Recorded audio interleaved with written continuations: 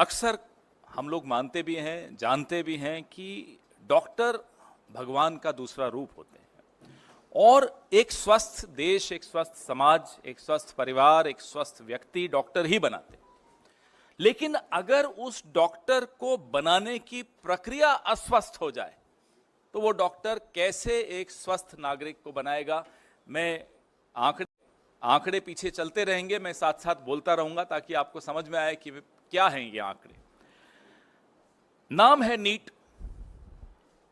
कहीं से भी रिजल्ट देखने के बाद क्या आपको लगता है कि ये प्रक्रिया नीट है? ये प्रक्रिया साफ है, स्वस्थ है, स्वच्छ है?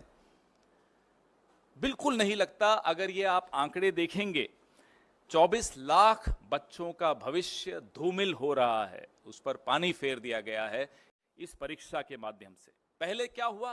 तारीख बढ़ाते रहे, बार बार तारीख बढ़ा रहे थे और फिर पूरे सिस्टम की पोल 4 जून को खुल गई। 4 जून पर भी फिर आएंगे, पहले चर्चा इस पर कर लें। पूरे के पूरे 720 आउट ऑफ 720 आउट ऑफ 720, आप पीछे आपके सामने स्क्रीन पे जो आंकड़ा दिख रहा है वो देखिए। इसको 67 टॉपर्स थे जिसको 720 में से 720 अंक मिले इस साल। पिछले साल कितने थे? उसके पिछले साल कितने? ये तमाम आंकड़े ये विनीत जी ने हमारे रिसर्च करके मुझे दिया। तो ये बड़ी अच्छी रिसर्च इन्होंने की, ये आपको सारे आंकड़े इसमें दिखेंगे। पिछले 8 सालों में, चलिए पिछले साल का तो छोड़िए, पिछले 8 सालों में सिर्फ 7 ऐसे छात्र थे जो पूरे में से पूरे अंक लाए हों। 8 साल में 7 छात्र और 1 साल में 67 छात्र। ये अपने आप में चौंका देने वाला। शिक्षा मंत्री जी कोई जवाब नहीं। ये एक्स्ट्रा 2AB कहां से आया? प्रधानमंत्री की भाषा में अगर पूछें तो ये 2AB आया कहां से एक्स्ट्रा? उनको बड़ा शौक है इस तरह के इक्वेशन देने का। जयराम जी होते तो बड़ा मुस्कुराते इस बात को सुनकर, उनको भी बड़ा प्रिय लगता है ये उदाहरण। अब ये परीक्षा पे चर्चा से प्रेरणा मिली बच्चों को, ये तो हम मान नहीं सकते।